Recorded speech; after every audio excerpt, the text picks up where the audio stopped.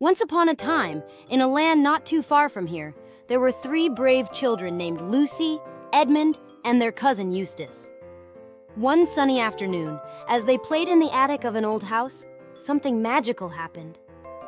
They stumbled upon a curious painting of a ship sailing across sparkling blue waves. Suddenly, as if by magic, the painting began to swirl and twirl like a dance. "Look!" cried Lucy, her eyes wide with wonder. "It's the Dawn Treader!" Before they knew it, whoosh! They were pulled right into the painting, landing on the deck of the ship. The wind whistled playfully around them, and they could smell the salty sea air.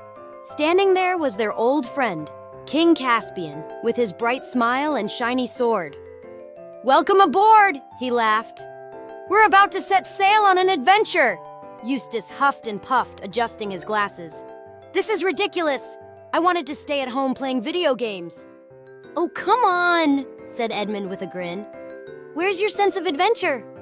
And with that, the ship sailed off into the shimmering horizon. The Dawn Treader glided over waves that sparkled like diamonds under the sun. Seagulls squawked cheerfully overhead while the crew sang shanties that made everyone chuckle. "Ho-ho!" cheered Caspian. "Let's find new lands and treasures. Who knows what awaits us?" As they sailed further, they soon spotted an island bursting with colorful flowers and fluttering butterflies. "Let's explore," suggested Lucy, her heart racing with excitement. But oh dear. As they stepped onto the sandy shore, they discovered it was not just a beautiful island. It was home to a mischievous dragon named Glimfeather. "Roar! Who dares disturb my nap?" roared Glimfeather, his eyes twinkling like stars. "Uh-oh," whispered Eustace, trembling like a leaf in the wind. But Lucy stepped forward bravely. "We're sorry! We didn't mean to wake you! We're just explorers!" Glimfeather scratched his head with a scaly claw and then chuckled softly. "Explorers? I love explorers! Come on then, let me show you my treasure!" The dragon led them through winding paths of vibrant flowers and twinkling streams until they reached a hidden cave filled with sparkling gems and golden coins. Their eyes widened in delight. "Wow!" gasped Edmund. "This is incredible!" But just then, Eustace sneezed loudly. "Achoo!" He accidentally knocked over a pile of gold. The ground shook as Glimfeather laughed heartily.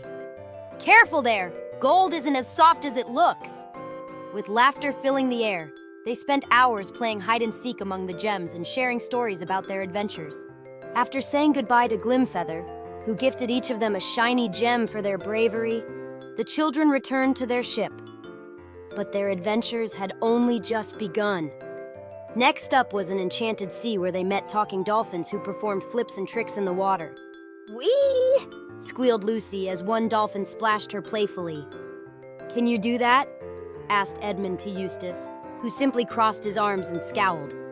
"I can do plenty of things, just not flipping," Eustace replied defiantly. The dolphins giggled at Eustace's frown, but continued to play around him until he couldn't help but smile. As night fell over the ocean, they gathered on deck under a sky full of shimmering stars. The waves lapped gently against the boat like a lullaby. "Look at all those stars," whispered Lucy in awe. "They look like lanterns," said Caspian dreamily. "Each one is a wish waiting to be made."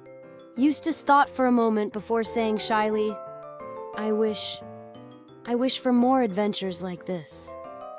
The others nodded in agreement. Just then, out of nowhere came a shooting star that zipped across the sky. "Did you see that?" shouted Edmund excitedly. "That's our wish!" The next day brought even more adventures, whirling whirlpools that spun them around like roller coasters, and mysterious islands filled with peculiar creatures who all had stories to share.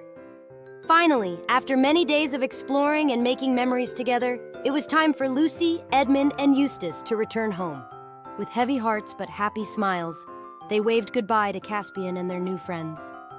"We'll always remember this adventure," Lucy called out as the magic pulled them back through the painting. They landed softly back in the attic where it all began. The painting shimmered one last time before settling down. Eustace looked at his cousins with wide eyes filled with wonder. "Maybe being adventurous isn't so bad after all," he admitted sheepishly. Lucy grinned widely. And who knows? There might be more adventures waiting for us. And with that thought in their hearts, they smiled at each other, ready for whatever magical moments awaited them next. And so ends our tale of friendship and adventure aboard the Dawn Treader. What do you think? Would you want to join them on their next journey? Remember, adventure is always just around the corner if you keep your eyes open.